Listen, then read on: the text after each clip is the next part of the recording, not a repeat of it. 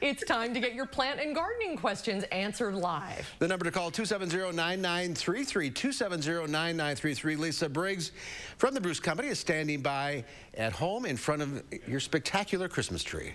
Yes, and I have never understood the ugly sweater phenomenon. No, I haven't either.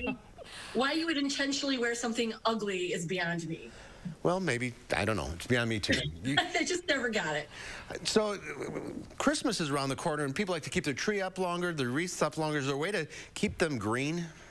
Well, not so much the greens that are inside. To keep your Christmas tree green and longer, the best thing to do is to keep it watered. But for outside, a lot of people have done a lot of decorating outside. As you drive through, there seem to be lights and garland and wreaths up everywhere. There's a product called Wilt Proof, and actually it's an organic product, and it's a little bit waxy.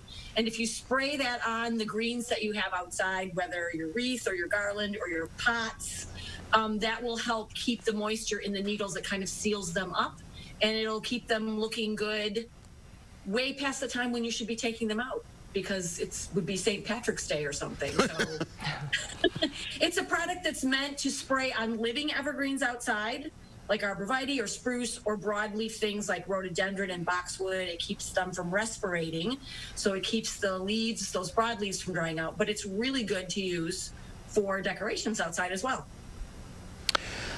All right, how about other seasonal plants like the poinsettias and amaryllis?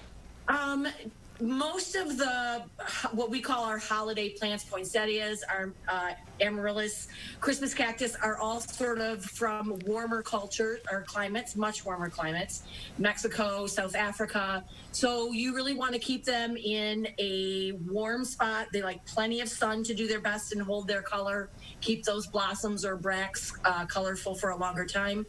So the only exception would be cyclamen, and cyclamen are native to a more northern climate, so they like temperatures a little bit cooler. All of those things like bright light, and you want to let them dry between waterings, especially Christmas cactus. All right, let's go to start falling apart. It's because they've been overwatered. Let's go to Bonnie in Windsor. I think she has a question about this very thing. Hi, Bonnie. Excellent. Hi. What's your question? Oh, okay. Well, I was wondering, my leaves are all curling up. The colors are fading. It's on her poinsettia plant. On your poinsettia. Plant, yeah. Okay. Is it anywhere near a draft, Bonnie? That would be one thing to check. They don't like cool, drafty spots, so I would check that. Also, they'll keep their color better in a bright condition. But I would check watering too. Make sure that, especially if you have it in like a foil sleeve, if you got it from the garden center with that decorative foil or in a basket or something, that you're taking it out of that to water and letting it drain.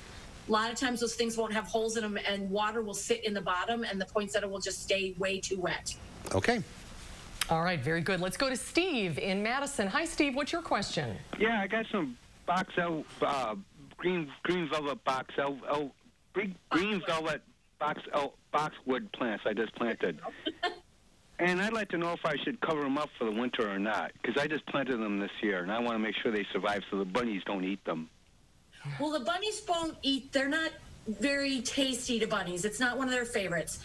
If they're in a spot where they're getting afternoon winter sun, I would put some kind of screen up. I don't necessarily know that I would wrap them up, but you could put some burlap and some stakes, if you could get stakes in the ground, and you just want to keep the afternoon winter sun off of them.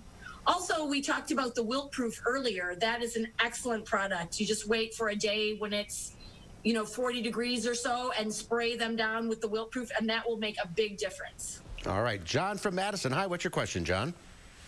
Hi. We've got a miniature red maple, Japanese red maple, and this spring when it came out, the first ring of branches on the trunk are fine, and after that it's dead from there on up.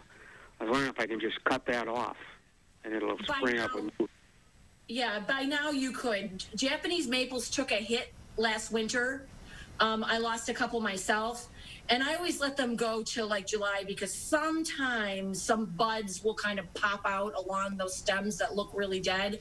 But by now, you can take that stuff out. I would leave anything that was growing and see what you can mess around with it and get it to come back. Otherwise, if it's really unsightly, you'll want to replace it. All right, we are out of time. Thank you, everyone, for calling. Lisa, Merry Christmas to you and Harvey. Merry Christmas to you guys, too. We'll see you soon. Good to see you, Lee. See you soon. Good to see you guys, too.